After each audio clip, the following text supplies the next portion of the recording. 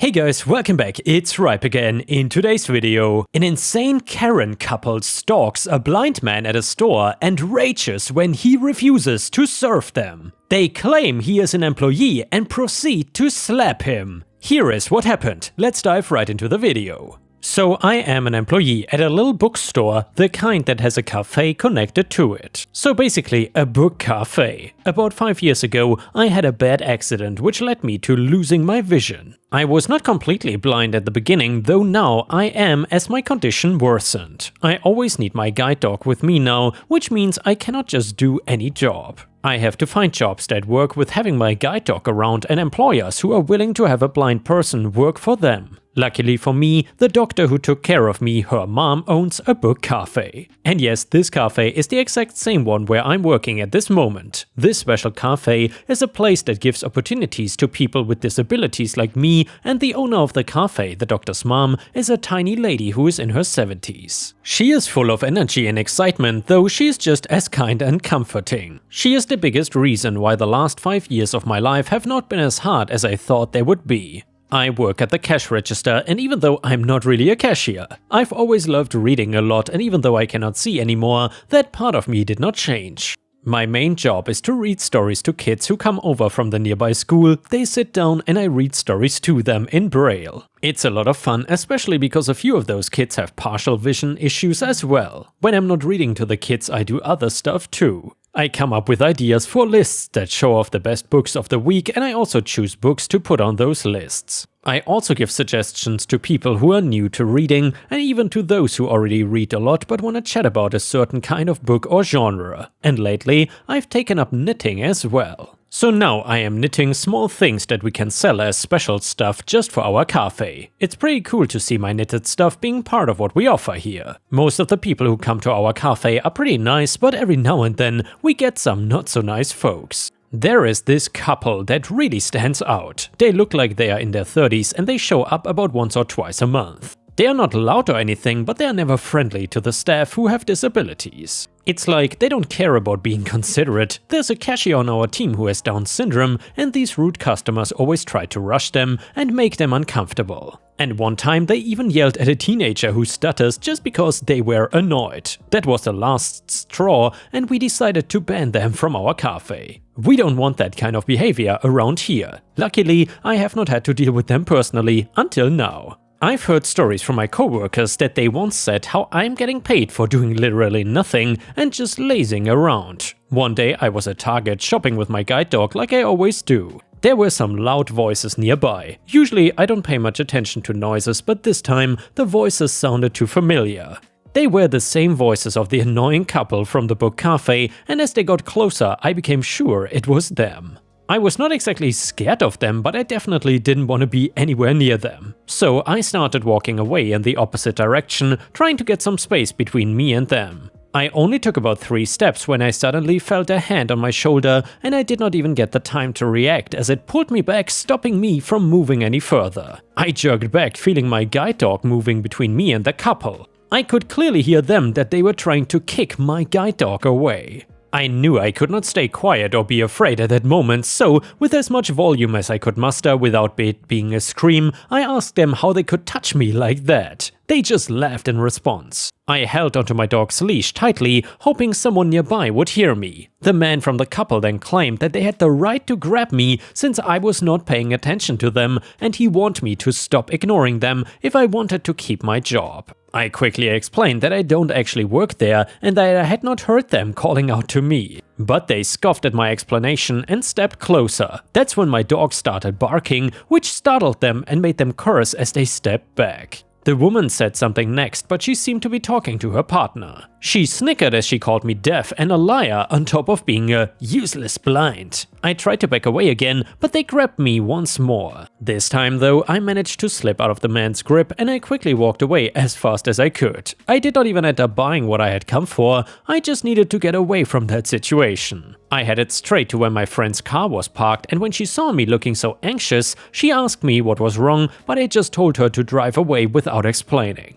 After a few minutes of driving, I started to calm down, and only then did I decide to tell her what had happened. She was really supportive and suggested we get some ice cream to help take my mind off things. We went to our favorite ice cream place and got out of the car to eat. We talked for about 30 minutes, enjoying our dessert and the conversation. However, when we got up to leave, out of nowhere, someone grabbed me by my collar and then slapped me hard across the face. I was so shocked that I froze where I was, bent over with my head on my cheek. I heard my friend's voice shouting and the sounds of people rushing to help us. But in that moment, my focus was on the familiar voices of that couple screaming at me. They were accusing me of leaving my work shift to go on a date with my bitch. It was also overwhelming that I struggled to make sense of what was happening. The voices around me started to blend together as people spoke over each other. I felt my friend's hand gripping mine, guiding me back into the ice cream parlor, where it was quieter, and she quickly called the police, and outside the people who had gathered prevented the couple from leaving the place. Those 20 minutes waiting for the police to arrive felt like an eternity. The noise and commotion from outside made me feel trapped, almost claustrophobic. When the police finally arrived, they handcuffed the couple and then came to us to take our statements.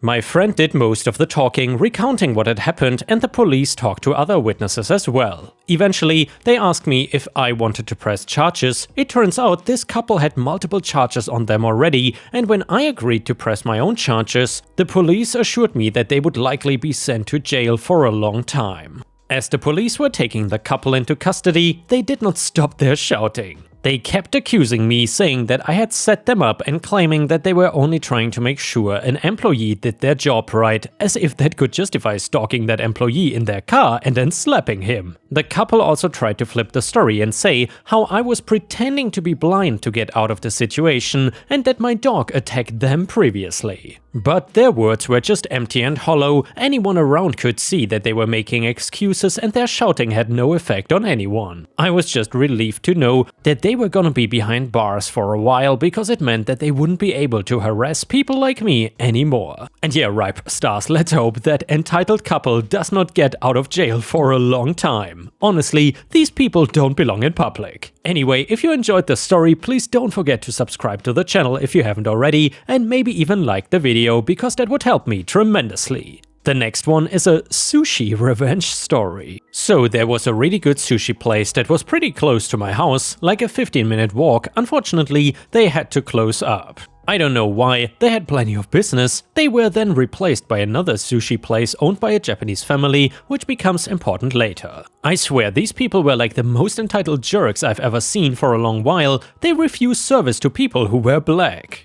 Onward to my story, me and my friends went over there to get sushi. At this point, they had not treated me badly yet, so I thought I was just fine to eat there. Lo and behold, the waitress, who was the daughter of the owner, goes about being a witch by insulting everything about us. The only catch is she does it in Japanese, and she seemed to hate our guts for no particular reason. My revenge: I've been learning to speak Japanese for about a year at this point, and I could hold a fairly nuanced conversation. So when she comes back, I wait until she goes through her list of colorful insults, and then I ask quite politely in Japanese if she's more comfortable speaking in Japanese. Honestly, her face fell the moment I started speaking in Japanese, like if slowly it dawned on her that I understood everything she has said. Following this, she became the most polite little angel. It was hilarious. I'm sure I changed nothing though. And the next one is a workplace-related revenge. Previous boss walked into the office where I was the team leader over 3 engineers. So I was out at the time, but I heard this from the victim. The boss was angry about a mistake one of my guys made on an architectural plot. Not a mistake, but a failure to use telepathy. Boss got so angry that while standing behind the seated engineer, he punched the guy in the side of the head. As if immediately realizing what he did was wrong, he said, "Fix it," and then left for the day. I got back to the office soon after, and they told me what happened. We made a pact that if he ever put hands on one of us, we would all stand up and put him down, hard and back each other up. Well, it never came to that. After approaching upper management and HR, I got the runaround on reporting the incident. They all basically said, if it was that bad, then report it to the police, but he is too high in the political structure to fire him for this. Unhappy with that answer, and with my guy unwilling to involve the police, was set a plan into action. We invited his boss, the district manager, to see the progress we had made on a day when the boss was not around. During this, I asked the DM to have skip level one-on-ones with my guys, saying that it would be good for morale. He agreed, and each one of my guys opened with, "The biggest concern I have is that Bossman punched Tony a couple months ago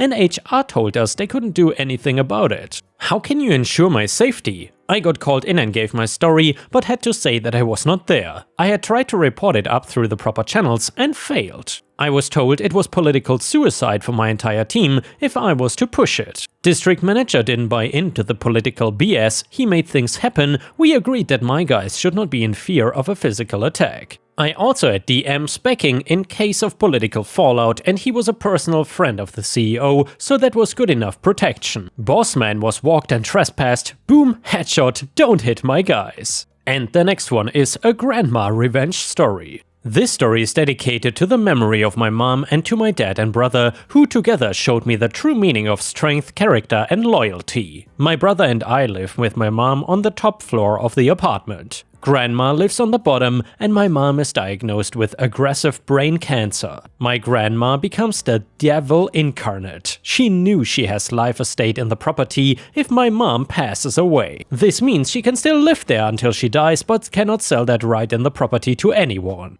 We are not rich by any means, but my mom leaves her 100k too for the upkeep. It's not enough, the life estate is worthless to her, and she does not want to live there. She wants the money from selling the house, and for the time that my mom was dying, my grandma made her passing an absolute misery. 5 weeks before my mom passed, we tried to stage a family intervention for my grandma, to ask her to please stop berating my mom over monetary matters. My mom invited a social worker. That poor guy tried 7 times to get her off the topic of money to think about family and coming together. She consistently turned the topic to how she was always my mother's milking cow, and the way she said it, good god. The sing-song passive-aggressive victimized voice she adopted, the drawn-out sighs, made the people who heard it physically ill. My gorge rises as I write. The social worker told me privately that it was hopeless and that he was truly sorry. You could tell he meant it sincerely. She then starts to send out emails to all our mutual friends and family, saying my brother and I were spoiled, abusive, don't deserve an inheritance, and attached some 200 receipts for household items that she had gifted to my mom and wanted back now. Some people even believed her. Others were just so weirded out by being dragged into such a private dispute that they vowed to remain neutral, keep their distance, and slowly cut off contact. We lost a lot of our social network. My mom was impressionable and childlike due to the brain cancer, and 4 weeks before she passed, my brother calls to tell me that my grandma is trying to sneak a lawyer into our apartment. She wanted my mom to change her will to exclude us. After racing home, we had a shouting match in our apartment and told her to go back to hers. The lawyer at least had the good sense to F off. Then she falsely accused my brother and me of elderly abuse. She said we barged into her apartment and pushed her around and threatened her. This did not happen, not even a little. 3 weeks away, get interviewed by police. Such a joy. The day we moved my mom into the hospice was the day my dear granny decided to change the locks to our apartment. It took us 6 months in court to get our possessions back. Luckily, we had someplace else to live, and we find out later that before any of this, she had secretly sold off an apartment of my mom's in the old country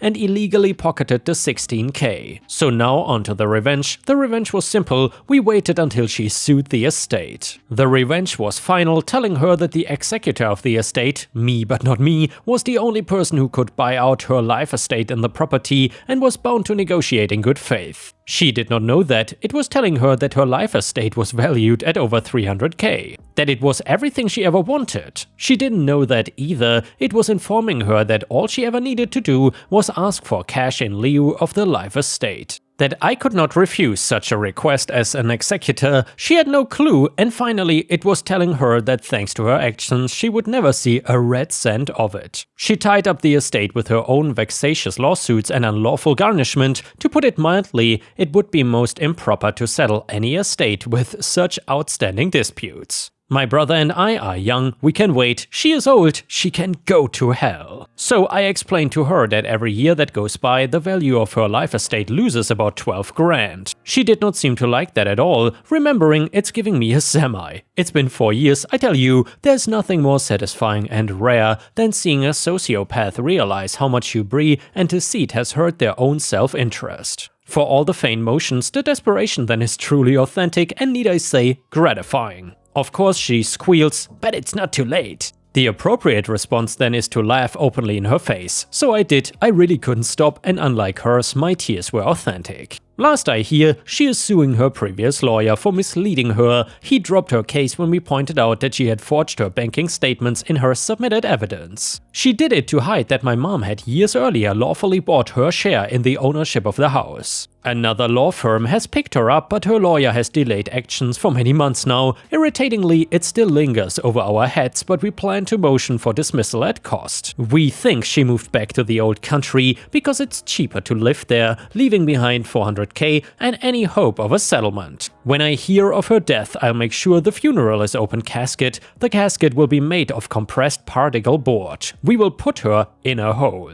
I will then tell the gravekeeper that we will save him his work and establish an outhouse over the site. And everyone on planet Earth of all creeds and colors will participate in crapping down her throat, as I was fortunate enough to do when she was still living. It will be like the world without lawyers scene from Simpsons. And yeah, ripe stars, damn, what an ending. Let me know what you think about this story. Do you think OP went too far, or did the grandma get exactly what she deserved? I'm very curious about what you have to say about this story. And now let's move on to the next story. It starts like this. New project manager wronged me, I shut down our entire organization. I work in a large community center that is non-profit. We have tons of stuff like children's daycare, open college, physiotherapy for seniors and disabled people. We got 6 huge apartment buildings for senior citizens throughout the city, activities for immigrants and unemployed people, we got cafeterias and a restaurant and even more. Now, I love my job. I got promotion after promotion. I started to be an IT tech support person, but I was the only IT guy in the whole organization. When I started, we got maybe like 80 people working there, including the teachers in our open college, and today we are over 200 strong. So anyway, it is a relaxed and non-toxic work environment, as I got tons of work to do as I'm alone with everything that runs with ones and zeros. I have to plan my work a little bit different than the rest of the bunch. So I have 100% flexible work times, meaning I work when I see fit. I am on salary, they pay me once a month and not hourly. The executive director approves this, as I can maintain the whole organization's IT infrastructure without any downtime. I come and go as I see best for me doing my job.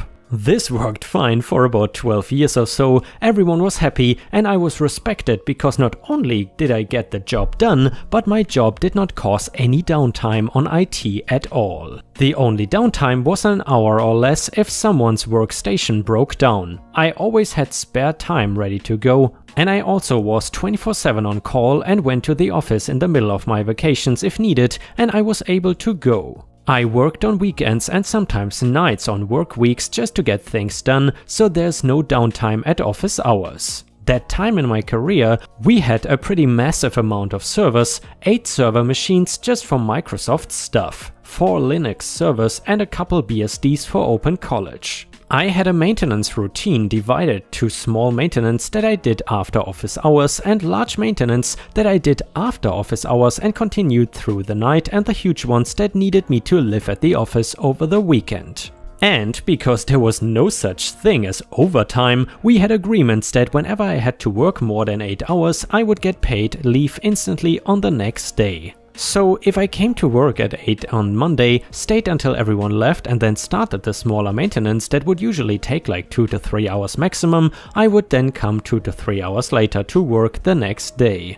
And if it took long enough, I could take the whole next day off. I always informed the whole organization that maintenance was due and I would deal with it and take X amount of leave the next day. No problems with anyone, business as usual, until Well, until we hired a new project manager. Middle-aged lady with piercing blue eyes that drill into our soul and suck all the joy and will to live out of you. And she was a corporate manager. It was her first time working in a non-profit organization, so she was super shocked how relaxed our office was. There was complaints about everything that I don't want to list here because only one is relevant. Working times. I did not get how she was able to boss around our frickin' director when she was only a project manager. I mean, damn, I was at that time already a systems administrator. But anyway, soon came the time for large maintenance, some updates for accounting software and some smaller things to open college end. I put a notice to our organization's email list like always and state that large updates are going in starting this evening and ending before tomorrow morning. And also that I would not be in the office the next day. Email me or call if any problems arise. I never gave any time estimates because there was always a chance that they won't hold. If something goes wrong with updates or other stuff, it is my ass who has to fix it anyway, and then it is God knows how many hours it takes. So evening comes, everybody goes home and I wait till the last one logs out from their workstation and I go to work. Routine stuff, some updates, weird database conversion that has to be done every time our accounting or wages software gets an update. It takes time, but only like 6 hours or so, as it is only the accounting database. I finish my stuff and head home. Next morning I wake up around 7, make some coffee and head to my gaming computer and think, all day nothing but EVE Online. And by the way guys, in case you're familiar with EVE Online, I gotta say, I am pretty impressed by this guy because not only does he work a job with long hours, but he also enjoys playing a game that literally feels like work. But anyway, to each their own. At around maybe 9 AM, my phone rings. I answer it and it is the project manager. I will just call her PMS from now. PMS yells to me on the phone, something like this, I don't remember the actual words. PMS, "Where the hell are you?" Me, "At home, it's my day off." PMS, "Oh, well, we have a situation here. I need you here now." Me, "Okay, I will be there in 15 minutes. I still lived pretty close to my workplace. On my way I thought, did I F something up last night? Can't be. I tested everything and it would have been accounting calling me or the secretary if it was about updates at Open College End. Well, whatever, I will see then. I rush to the office and go straight to the project manager's office. Me, "Hey, what's up?" PMS, "My printer is out of toner, get me a new one." Me, what? Out of toner? Is this the situation? There is toners on a shelf at storage at first floor. All desktop printers are the same and use the same toner, so why did you not get it yourself? All this was explained to you a week ago. PMS, "I'm not going to change any toners, boy, do your job." Me, "Okay, whatever," and head to storage to get new toner. We have a policy that all employees deal with their own desktop printers, like add paper to them and change the toner because it is as easy as putting your effing shoes on. And it takes these trivial tasks away from me, who already is overworked and underpaid. I got back and changed the toner and then I head back home. And guys, before we continue with the story, I would love to hear from you. What do you suspect that the OP will do with this obvious, incredibly annoying new project manager who does not value his work? If you have any ideas on what is about to happen, let us know in the comments, and while you're at it, please don't forget to post some star emojis in the comments as well if you want to support my channel. Thank you so much in advance. Anyway, she actually stopped her whining for a while and I thought all was good. But after a couple more maintenance days and nights, she called an administrative meeting. So there were me, our new wages clerk who was also the HR manager, director, office manager and PMS. PMS starts the meeting, again something like this as I don't remember the actual words. PMS, "I wanted to talk about work times and how OP has been slacking and taking leave on his own accord. I thought that in this community we all share the same rules, do we not?" Me, "Sorry, but as the same rules do apply to all, work times don't. We do different kind of work here, so the exact same work times just won't work." PMS, "You've been at home when people here have problems with their computers." Me, "Yes, and they call me if there's a problem and 99.9% of the time we get it sorted out by phone." PMS, "But your home is not your workplace, your office is." Me, yes, but as I have to work late and even nights sometimes here, I take the paid leave as soon as possible like we have agreed here. PMS. Well, all work should be done at normal office hours. Why do you even have to work at nights or weekends? Me, because no one here wants any downtime on their work. Just to clarify, we were at this point maybe 120 people strong, at least 80 of those used workstations or laptops for their work, even the damn fitness instructors. Everything was at this point digital and ran ones and zeros. Physicists meet the client, they do their stuff, and then the physicist does the mandatory report on the computer. They make all the plans for clients on the computer, kiddie daycare uses computers daily to be in contact with parents, etc. Everything is ran by computers now. PMS. Nonsense, you can do your job at office hours like the rest of us. I look at the director as I know HR and office manager don't give a damn about this, and for some reason the director says to me, Director, yeah, PMS and I have been talking about this issue for a few times now with the whole staff, and from now on, our old agreement is no longer valid. You have to do all your work at office hours. Many people don't like that you can take paid leave. Me? Are you sure? Like 110% sure about this? All my work? Server and network maintenance too? At office hours? Can we make a new written agreement on this like we did on my open hours? Director. Yes, come by at evening before we close the office for today. I will have the agreement ready by then. Me, okie dokie. And I left to continue whatever I was doing before this crap is about to hit the fan meeting. As you can guess what is about to happen. Ha!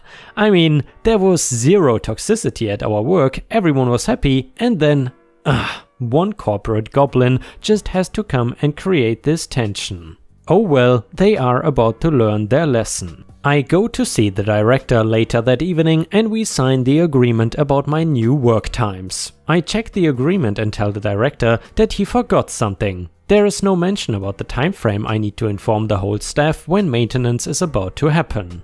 Only that I have to do all my work at office hours, from 8:15 to 15:30. Also, as I'm on salary, overtime is not allowed unless we have an agreement on it. And whoopsie, old agreement that stated my overtime hours would be paid leave hour by hour, new agreement had nothing about overtime. So absolutely no overtime hours. Period. But I didn't mention this to him. He just shrugs his shoulders and says, just send them email in the morning if you're about to do it that day. Alrighty then, will do. I will just start to my waiting game. I love my work and all the people here, but I'm about to make myself the most hated man here, at least for a while. A couple of weeks go by, I do few small maintenance jobs here and there, and downtime is only from 1 hour to 2, and I usually do it at lunchtime, so everyone gets as little downtime as possible. Because I am waiting for the huge one. And yes, my patience gets rewarded. In a few months, accounting and wages are getting huge updates. I mean, this is the stuff that usually means that I stay a whole weekend at the office sleeping on the floor with a sleeping bag for those couple of hours that I can sleep. I still think that I should just go and tell the director that we are about to hit the big one, but nope, I am not. I also had saved some smaller updates just for this occasion. Ha! I've never felt so evil in my life. So the day comes and I go to the office 8:15 AM sharp and send the message to the whole organization. Good morning. It is XX date and today is again maintenance day. Prepare for some downtime. This maintenance covers the whole organization as I have to update all the servers and some routers too. There is also a huge update on financial software and it is critical and has to be done. I will start the operation at 11 as usual. Thank you for your understanding. Sincerely, OP. Remember that I've never told anyone any estimates how long maintenance will take. I do my other stuff and then ding ding, it is 11. Time to start. Phase 1. First I kick every employee out from the network. Easy, I got a script for that. Phase number 2, I hit the OS updates on every server button and go get some coffee. Now everyone got kicked out from the network so they cannot access anything at work. File server is offline, print server offline, database servers offline. They cannot even use the photocopier because you have to be logged into the AD Active Directory to use it with the RDIF card.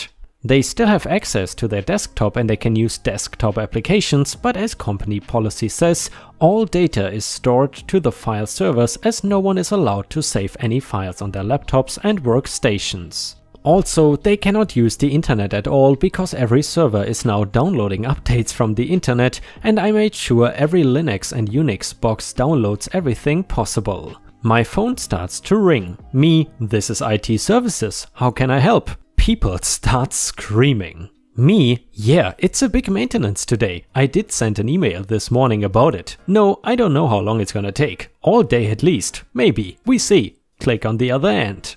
At 12, people are starting to return from lunch. The whole network is still down and stays down 13-ish now. I start to get phone calls about how long it's gonna take. Some people come to my office when they cannot reach me by phone. I just tell that the estimate time is unknown on these big updates. It should not take more than a day or two. A day or two. That is what stirred the whole place. It was like a beehive all of a sudden. People came to me screaming and yelling, "Why do you do this to us? Why? Cancel the update now. I need to work." I just shrug my shoulders. Sorry, cannot do anything about it. It is impossible to cancel or stop once it is put in motion. Just hang on. Even the director came to see me and was at first angry and then a little bit confused. I told him that this is what maintenance is, it is what it is and nothing will change it, at least not this instant. Everyone just has to suck it up and wait till it's done. I'm just doing my job here. So I just read some IT magazines and had too much coffee for the rest of the day as I was waiting for the servers to update. Then 15:30 came and I went home. Some people were still sitting at their offices waiting and looked at me with the most questionable faces asking where I am going. Home, see you tomorrow. The next day I go check the servers in the morning, almost done all of them, Unix and Linux are peachy, I still have to reboot all the Windows servers, so I do that. I could just boot them all at once, but I feel more evil by the minute and I just boot them one at a time, waiting for the server to fully boot, me log in and check that updates are okay before moving to the next one. And of course, after every server, I pull my own laptop and make a maintenance report in detail. No one reads these reports, but office managers demand them anyway. They go straight to the archive and into the recycle bin a year later. After I am done with the servers, the clock is almost at around 14 o'clock and I haven't had my lunch yet, so I go and I have lunch. I come back at 15:10 and start to plan the next day. I need to install updates for financial applications and I want to do a checklist that all goes smoothly. I didn't complete my list and plan, so it is 15:30 again and I am going home. Did I mention that it is now Thursday? I started my maintenance at Tuesday. Oopsie. I finish my checklist and plan for financial software updates early. I start dropping updates one by one before lunchtime. I could drop them all at once, but I just want to go by the book and follow my checklist. It's by the way recommended by this software supplier that updates are installed one by one. All goes smoothly and I put the databases to do their weird conversion. As I'm not a total man-part, I drop the rest of the smaller updates on another server-side program while I wait for the database thingy to complete. Well, as usual, it takes forever, so I head back home when the clock hits 15:30.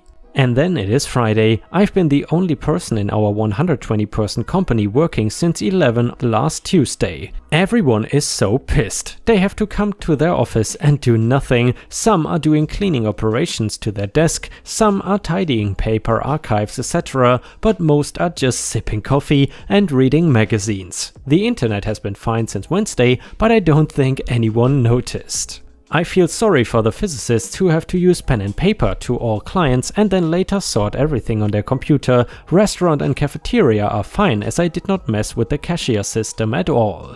Friday morning and I get the all okay from the database conversion. Okay, let's see. I think I can now begin starting the services on servers. One by one, of course. I take my sweet time using every break I am entitled to and have a full-length lunch break. Finally, 15 o'clock sharp, I sent an email to the whole organization that maintenance is now done and you can now re-log in to get access to the network. Thank you for your patience. Next estimated huge maintenance is in about 3 or 4 months. The director, office manager, accountant and wages clerk had been at home most of the week. I think I was with them Wednesday morning, but not after that. The project manager was pissed at Wednesday too, but left me alone as I explained that if I have to go to some meetings with every branch about this downtime issue, downtime would only get longer as I would not be actively working on it. Next week, we had new administration meetings and my old open work times agreement with overtime leave was active again. I got it in written.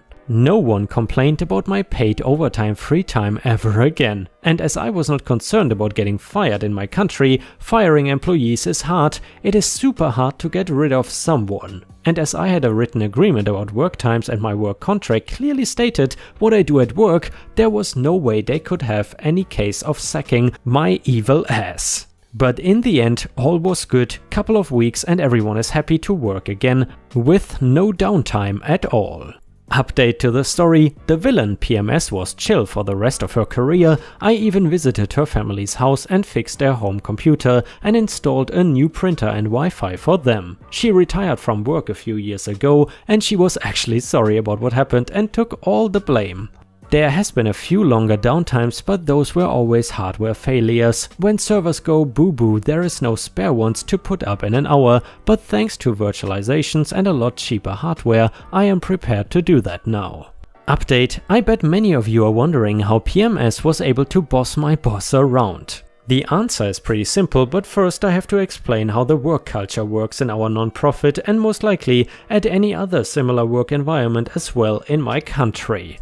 I am an executive sysadmin. Sounds like a top-notch position, right? I must have plenty of power, right? The answer is yes and no. I have clients I work for. Who are these clients? Well, every single employee at my organization. I serve them. I work for them. I don't work for some faceless stakeholder or CEO who just wants to get his bank account fatter. I work for my clients. How about our executives like the managers and the high director? The same thing. Their job is to make sure that everyone can do their job and that they are happy to do it.